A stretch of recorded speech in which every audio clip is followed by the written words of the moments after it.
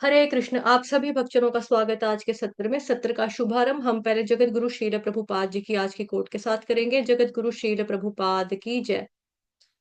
आज है 17 मई। कोट आप लोगों के सामने है। यदि मृत्यु होनी है तो यही होने दो, कुछ नया कहना शेष नहीं रह गया है। मुझे जो भी कहना था मैंने अपनी पुस्तकों में कह दिया है। अब तुम उसे समझने का प्रयास करो और अपनी सेवा जारी रखो। चाहे मैं रहूं या नहीं, इससे अंतर नहीं पड़ता। जिस प्रकार श्री कृष्ण शाश्वत हैं, जीवात्मा भी शाश्वत है। परंतु जिसने भगवान की सेवा की है वह शाश्वत जीता है। तो तुम्हें श्री कृष्ण की सेवा करना सिखाया गया है और हम श्री कृष्ण के साथ सदा सदा के लिए रहेंगे। हमारा जीवन शाश्वत है। इस शरीर का क्षणिक रूप से अप्रकट होना महत्वपूर्ण नहीं है। शरीर तो मरने के लिए ही है। तो श्री कृष्ण की सेवा करते हुए सदा सदा के लिए जियो। वृंदावन 17 मई 1977। जगत गुरु श्रील प्रभुपाद की जय। अभी श्रीमद् भगवद गीता यथारूप करेंगे। श्रीमद् भगवद गीता यथारूप की जय। आज हम देखेंगे 11वां अध्याय, श्लोक संख्या 10 और 11 एक साथ है। अनेक वक्त्र नयनम अनेकाद्भुत दर्शनम अनेक दिव्याभरणन दिव्यानेकोद्यतायुधम दिव्यमाल्याम्बरधरन् दिव्यगन्धानुलेपनम सर्वशा सर्वाश सर्वाश्चर्यमयं देवम अनंतं विश्वतो मुखम। सर्वा यह सर्व आश्चर्य बेसिकली दो वर्ड्स को मिलकर बना दिया है। सर्व आश्चर्यमयम, सर्वाश्चर्यमयं देवम् अनंतं विश्वतो मुखम।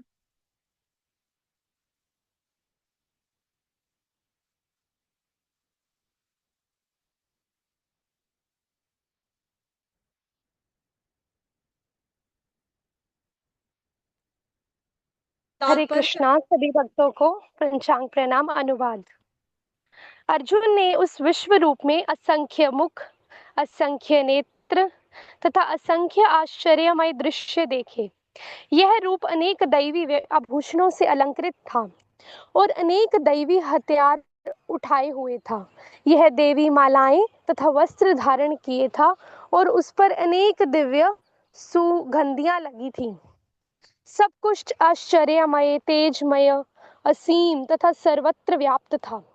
तात्पर्य श्रील प्रभुपाद द्वारा श्रील प्रभुपाद की जय। श्रीमद् भगवद गीता यथारूप की जय।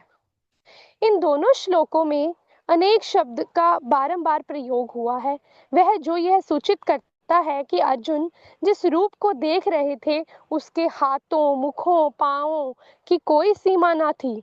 ये रूप सारे ब्रह्मांड में फैले हुए थे, किंतु भगवत कृपा से अर्जुन उन्हें एक स्थान पर बैठे बैठे ही देख रहे थे। यह सब कृष्ण की अचिंत्य शक्ति के कारण था। श्रील प्रभुपाद की जय।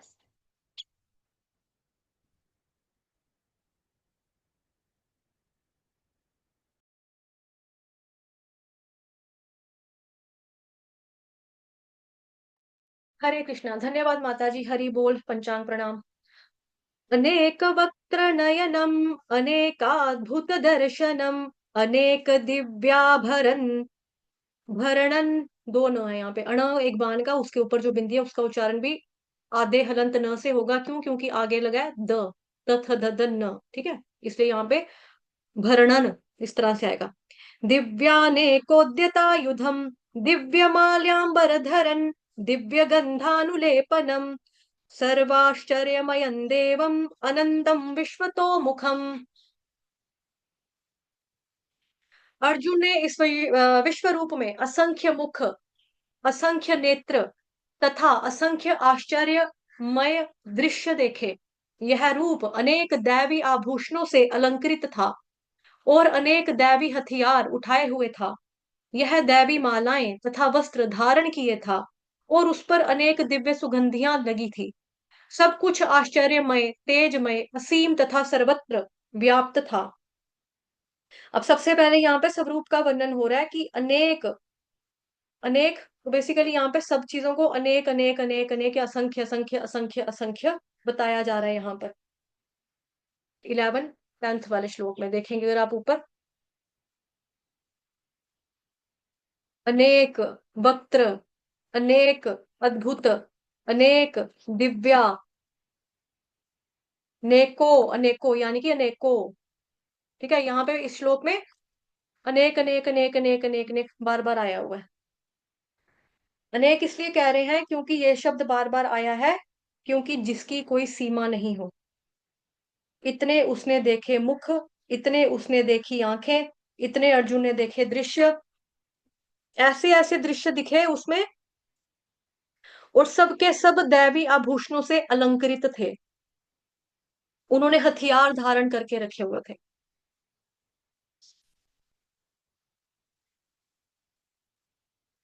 सभी के सभी ने क्या पहना था? दैवी आभूषणों से अलंकृत थे। उन्होंने अनेक दैवी हथियार उठाए हुए थे।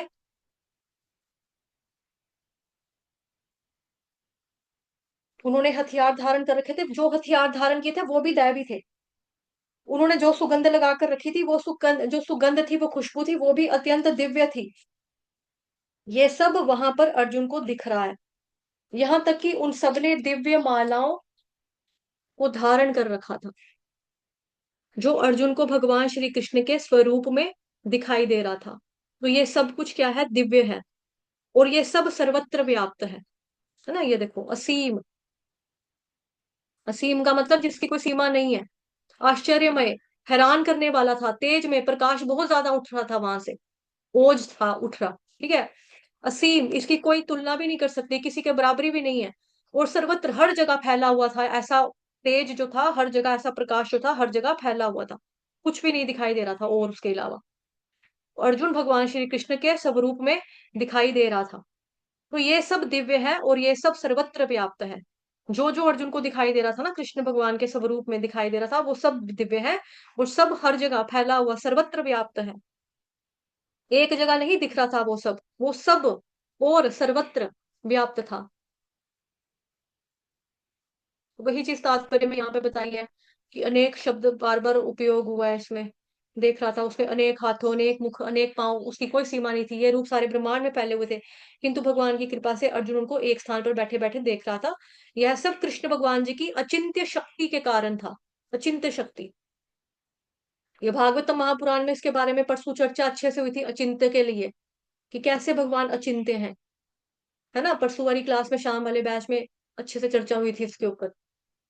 तो अभी के लिए इतना ही, शाम को मिलेंगे आपका भागवत महापुराण की कक्षा में। अभी आप लोगों से एक निवेदन है, जाएगा कोई नहीं। वांछा कल्पतरुभ्यश्च कृपा सिंधुभयेव च पतितानां पावनेभ्यो वैष्णवेभ्यो नमो नमः। अनंत कोटि वैष्णव वृंद की जय। जगत गुरु शील प्रभुपाद की जय। श्री कृष्ण चंद्र भगवान की जय। ग्रंथराज श्रीमद् भागवत महापुराण की जय। श्रीमद् भगवद गीता यथारूप की जय। आज के आनंद की जय। आप सभी भक्तों की जय।